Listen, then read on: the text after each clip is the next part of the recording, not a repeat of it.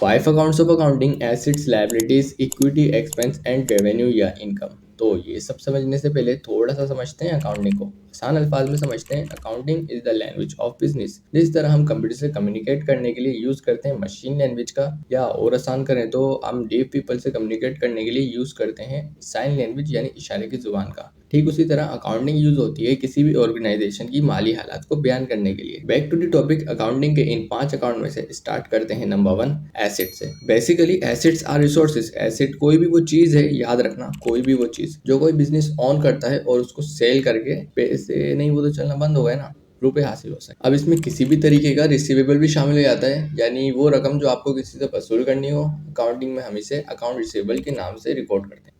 Assets के example में आ जाता है इक्विपमेंट, गुड्स, वो अशिया जो खरीदने या बेचने के लिए, cash, land, account receivable, not receivable, furniture and picture वगैरह वगैरह। अब मेरे जैसे कम अकल लोगों को परेशानी वहां आती है जब पता लगे कि एसेट्स की तो 2 टाइप है। अरे आपको नहीं आएगी। फर्स्ट है current asset and second is non current asset. Current asset वो होते हैं जिनकी लाइफ 1 साल के अंदर होती है या 1 साल की होती है, और नॉन करंट एसेट वो होते हैं जिनकी लाइफ 1 साल से ज्यादा होती है। ऊपर दी गई एग्जाम्पल में से goods, cash, account receivable current asset में शामिल होते हैं, और equipment, land and furniture and fixture वगैरह शामिल होते हैं नॉन करंट एसेट में। याद रखें एसेट्स की और भी बहुत सी एग्जांपल्स हैं, वो हम आगे प्रॉब्लम सॉल्व करते हुए डिस्कस करेंगे। एसेट तो समझ लिया, लायबिलिटीज क्या भला है। तो इसी के साथ हम स्टार्ट करते हैं अपना second account, liabilities. Basically liabilities are debts, dues and obligation. अरे ये तो कुछ समझ ही नहीं आया, बताता हूँ। लायबिलिटीज के मायने कर्ज, उधार या जिम्मेदारी के, जो किसी भी फॉर्म में हो सकता है, जैसे bank loan, bank overdraft, mortgage payable या अकाउंट पेबल वगैरह वगैरह। इन एग्जांपल को समझने से पहले समझते हैं लायबिलिटीज की ये 2 टाइप्स। अगेन करंट लायबिलिटीज वो होती हैं जिनमें रकम की अदायगी 1 साल की मुद्दत में करनी होती है, और नॉन करंट लायबिलिटीज वो होती हैं जिनमें रकम की अदायगी 1 साल की मुद्दत के बाद करनी होती है। ऊपर दी गई एग्जाम्पल में से बैंक लोन अमूमन 1 साल के बाद अदा करना होता है, तो ये शामिल हो जाता है नॉन करंट लायबिलिटीज में।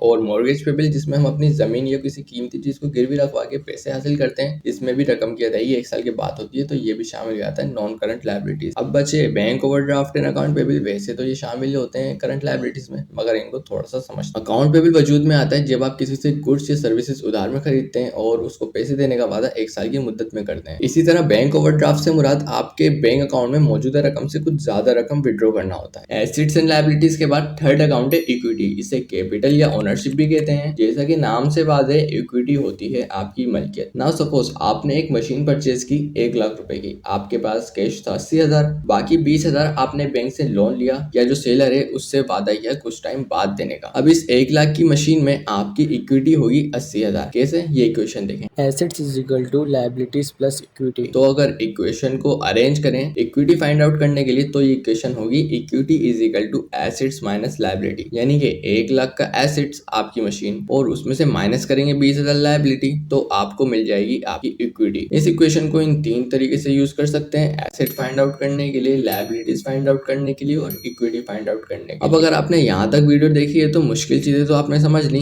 अब बारी है आसान चीजों की। Account number 4 expense and 5 revenue. Expense समझते हैं, कोई भी ऑर्गेनाइजेशन बिजनेस ऑपरेट करने के लिए जो खर्चे करती है वो कहलाते हैं expense, like stationery expense, insurance expense and salary expense वगैरह वगैरह। और ये expense in the form of depreciation भी हो सकते हैं, या यूं कहें कि डेप्रिसिएशन ही एक्सपेंस होता है। जब आप मशीन या बिल्डिंग जैसे फिक्स एसेट अपने कारोबार में यूज करते हैं, तो वक्त के साथ उसकी रकम में जो कमी बाकी होती है वो कहलाता है डेप्रिसिएशन एक्सपेंस। इतना सिंपल था। अब है हमारा लास्ट अकाउंट, रेवेन्यू। रेवेन्यू की मीनिंग है इनकम की, चाहे वो सेल्स रेवेन्यू हो, कमीशन इनकम हो, या इंटरेस्ट इनकम हो वगैरह वगैरह। अब ये इनकम है मगर प्रॉफिट नहीं है। फॉर एग्जाम्पल, अगर मेरे पास 3 लाख रुपए की कार है और उसको मैं सेल करता हूँ 3,50,000 रुपए में, अब ये जो 3,50,000 रुपए है ये मेरा रेवेन्यू है, ये मेरा प्रॉफिट नहीं है। इसमें से अगर मैं लेस कर दूं कॉस्ट ऑफ गुड्स सोल्ड, यानी कि 3 लाख रुपए, तो मेरे पास आ जाएगा मेरा प्रॉफिट 50,000 रुपए। यानी कि रेवेन्यू से मुराद प्रॉफिट नहीं होता, बल्कि वो रकम होती है जो आपको सामान बेच के हासिल हो। अब आपने अकाउंट्स तो समझ लिए, नेक्स्ट वीडियो में हम देखेंगे डेबिट एंड क्रेडिट के रूल्स, तो सब्सक्राइब कर लिएगा।